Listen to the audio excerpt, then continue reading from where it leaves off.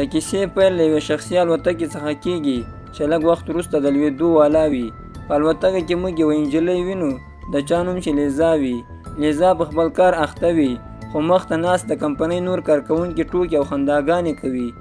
اصل کې لیزا هره ورځ په انټرنیټ کې د ځنګل د ژوندي پاتې کېدو ویډیوګانې خپروي او دغو کارکوونکو هم همدغه ویډیوګانې پیدا کړې وي او اوس پرې ملانډې وهي. هغوی نه پوهیږي چې ډیر ژر به د دوی خندا په ویره بدله شي. ناڅاپه الوتکه ولړزېږي. ایر هوسټس ټولو ته ووایي چې سیټ بیلټونه وتړئ. لیزا سمدستي خپل بیلټ وتړي خو مارک په ټوک وایي چې څوک بیلټ وتړي هغه ډارن دی. ناڅاپه الوتکه خرابه شي. ټول کارکوونکي هڅه کوي چې بیلټونه وتړي خو ډیر ناوخته شوی وي. د هوا فشار ډیر وي او د الوتکې یوه خوا ماته شي. ځینې کسان د هوا له زور سره بهر وغورځي او ځینې نور د ځان د ژغورلو لپاره مارک ونیسي خو هغوی لرې ټیل وهي. هر طرف د ګډوډي خپره شي. په همدې وخت کې یو کس لیزا په غاړه کې ونیسي. نږدې وي چې مړه یې کړي خو لیزا سمدستي په یو تیره شي هغه لاس ته ووهي نو هغه کس هم بهر وغورځي.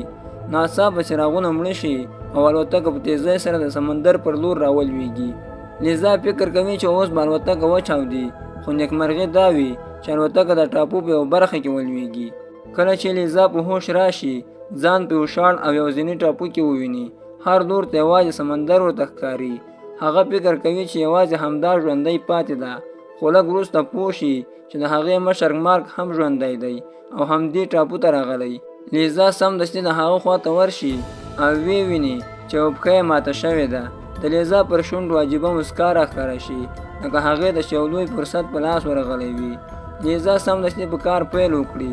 هغه د تیږو نه چاړه جوړه کړي، د کیلو ډېرې پاڼې پرې کړي او د شګو له منځه د تاکونو په څېر ریښې راوباسي او په ونه کې یو چوکاټ جوړ کړي. په دې ډول یوه کوچنۍ سرپناه جوړه کړي تر څو هغه سړی چې مینه ورسره لري خوندي پاتې شي. وروسته د سمندر پر غاړه یوه کنده وباسي، 4 د ناریال پوستکي پکې کېږدي او شاوخوا یې د کیلو پاڼې ږدي او هغه د باران انتظار کوي. لږ وروسته باران وشي او د ناریال پوستکي له پاکو اوبو ډک شي. کله چې مارک په هوش راشي لیزا هغه ته اوبه ورکړي. که څه هم مارک په کمپنۍ کې لیزا نه خوښوله او تل یې پرې ملانډې وهلې خو اوس مجبور وي چې مننه ترې وکړي. لیزا په چټکۍ سره اور بلوي. هغه دومره خوشحاله وي لکه یو ماشوم ځکه هغه مهارتونه چې زده کړي وو اوس په کار ورغلي وي. خو مارک دا هر څه نه خوښوي ځکه هغه تل د قیمتي او خوندورو خوړو عادت لري نو ځکه دا ساده کبان نه غواړي چې ویې خوري. لیزا یې په زور پرې خوري ځکه اوس د خوند نه بلکې د ژوندي پاتې کېدو خبره وي. د خپل مغرور مشر دا حالات لیدل لیزا ته عجیب سکون ورکوي. د شپې یوازې د سمندر غاړې ته ناسته وي او احساس کوي چې دا هر څه د قسمت لوبه ده. اصل کې لیزا له ډېر وخت راهیسې له ښکلي مارک سره مینه لري. د هغې هم دا هیله وي چې له شتمن سړي سره واده وکړي. هغې تل فکر کاوه چې یوه ورځ به مارک هم ورسره مینه وکړي خو حقیقت بل ډول و. د مارک یو ښکلې او شتمنه میرمن وي او لیزا هیڅ نه خوښوي. دا هر څه چې لیزا یادوي غمجنه کېږي خو اوس فکر کوي چې قسمت هغې ته یو بل چانس ورکړی دی.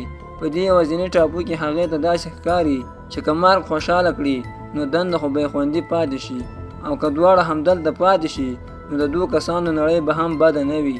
خو مارک وایي چې تر ټولو مهم کار دا دی چې د الوتکې GPS پیدا کړو یا د مرستې لپاره نښه جوړه کړو، نه دا چې دلته د کورنۍ ژوند پیل کړو. لیزا ورسره مخالفت کوي او ورته وایي چې تر ټولو مهمه خبره دا ده چې ژوندي پاتې شو. که زما د ژوندي پاتې کېدو مهارتونه نه وای ته به تر اوسه مړ وې. که څه هم لیزا عموما آرامه وي خو اوس غوسه هم ورځي. هغې پرېکړه کړې وي چې مارک ته خپل اصل ارزښت ور وښیي. په پیل کې مارک هغه جدي نه نیسي او فکر کوي چې لیزا به هېڅکله ما یوازې پرې نه ږدي. خو لیزا له هغه ځایه لاړه شي. مارک ټوله ورځ د هغې انتظار وکړي خو هغه را نه شي. نه خواړه لري او نه اوبه او د هغه جوړه شوې سرپناه هم د سخت باد له امله ختمه شي. شپه په سختۍ سره تېره کړي. کله چې سهار لیزا بیرته راشي هغه وویني چې د مارک حالات ډېر خراب شوی لکه د مرګ په حال کې چې وي. نو بیا هغه ته د باران پاکې اوبه ورکړي. مارک بالاخره په حقیقت پوه شي چې په دې ټاپو کې د ژوندي پاتې کېدو لپاره باید پر لیزا تکیه وکړي. همدې وخت کې لیزا یو نیزه جوړوي. کله چې مارک پوښتنه ترې وکړي هغه وایي چې په ځنګل کې مې د وحشي خوګ نښې لیدلې دي غواړم هغه ښکار کړم. مارک ته دا خبره ډېره عجیبه ښکاري چې یوه محاسبه کوونکې ښځه اوس ښکار ته ځي، خو د هغه له منع کولو سره سره لیزا بیا هم ځنګل ته ننوځي. دا ځای ډېر خطرناک ښکاري ځکه هیڅوک نه پوهېږي چې دننه به کوم ځناور وي. لیزا په احتیاط د خوږ غاښ پسې روانه شي، ډېر لټون وکړي خو خوږ پیدا نه کړي. ناڅاپه د شا له خوا خوږ پرې برید وکړي. که څه هم خوږ ډېر لوی نه وي خو زور او چټکتیا یې ډېره خطرناکه وي. خوږ شاوخوا وګرځي خو یوازې یو دسمال پیدا کړي. ناڅاپه لیزا له پورته نه د نیزې سره ورباندې ټوپ ووهي او خوږ مړ کړي. هماغه شپه دواړه له ډېر وخت وروسته ښه خواړه وخوري. لیزا په شوق د ښکار کیسه ورته کوي، خو د مارک موسکا عجیبه وي، لکه په زړه کې یې چې بل څه روان وي. خواړه یې ښه وي خو اوبه نه وي ځکه ډېر وخت باران نه وي شوی. لیزا پرېکړه وکړي چې د ځنګل نورې برخې وګوري. ناڅاپه د سمندر له لوري د انجن غږ واوري. لیزا چې وویني نو یوه بیړۍ وي. هغه نږدې وي چې د مرستې لپاره چیغه ورته وکړي، خو ناڅاپه ودرېږي ځکه که له دې ځایه ولاړ شي د هغې او مارک اړیکه به ختمه شي. خو مارک هم پوهېږي چې لیزا نه غواړي د دې ځایه ولاړه شي بلکې له همدې ژوند نه خوند اخلي. وروسته د مارک پښه ډېره ښه شي نو لیزا د ژوندي پاتې کېدو مهارتونه ور زده کوي. دواړه یوې لوړې خطرناکې غونډۍ ته لاړ شي. هلته لیزا لرې یوې غونډۍ ته اشاره وکړي چې د ایکس نښه پرې وي او وایي هلته زهري حشرات او تاکونه دي، نو ورتلل ورته د مرګ په معنی ده. ناڅاپه د لیزا پښه وښویېږي. که څه هم د مرګ هغه نه خوښېږي خو د ژوندي پاتې کېدو لپاره ورته اړتیا لري، نو هغه وژغوري. یوه ورځ ناڅاپه یو کوچنی کښتۍ ټاپو ته راورسېږي. لیزا حیرانه شي ځکه په کښتۍ کې ناسته ښځه د مارک مېرمن وي. هغه پوه شوې وي چې مارک ژوندی دی، نو سمدستي هغې لټون پیل کړی وي. کښتۍ چلوونکی ورته وایي چې موږ ټولو د ژغورنې هیله پرېښې وه، خو دې ښځې په یوازې ځان دا پلټنه کوله. دا خبرې د لیزا په ذهن کې یو خطرناک پلان جوړ کړي. هغه دواړه هماغې خطرناکې غونډۍ ته بوځي. هلته لیزا د بوټونو د تسمو تړلو پلمه وکړي او هغوی مخکې پرېږدي. ناڅاپه د مرګ د ښځې پښه وښویېږي. کښتۍ چلوونکی د هغې لاس ونیسي او له لیزا مرسته غواړي. لیزا په دوو لارو کې پاتې شي. که هغه وژغوري د مارک سره به یوازینی ژوند ختم شي، او که یې پرېږدي نو دواړه به مړه شي. له لږ فکر وروسته لیزا خپله پرېکړه وکړي یوه لویه ډبره راواخلي او کښتۍ چلوونکی په سر ووهي او دواړه لاندې ولویږي. وروسته لیزا میوې راوړي خو د شوې پیښې په اړه هیڅ هم نه وایي. یوه ورځ چې مارک وحشي خوږ نیسي په شګو کې یو لاس وویني. کله چې نږدې ورشي نو پوه شي چې دا د هغه د ښځې لاس دی او د هغې ګوته لا هم په ګوتې کې وي. اوس هغه په هر څه پوه شي چې لیزا دا کار کړی. سمدستي لیزا پسې ورشي او پوښتنې ترې کوي. لیزا لومړی بهانې کوي خو د هغې عجیب چلند مارک ته ټول حقیقت ښکاره کړي. لیزا د ځان د دفاع لپاره چاړه لټوي خو مارک مخکې لا پټه کړې وي. لیزا منډه وهي او مارک په هغې پسې ځنګل ته ورشي. په ځنګل کې دواړه سخته جګړه سره وکړي.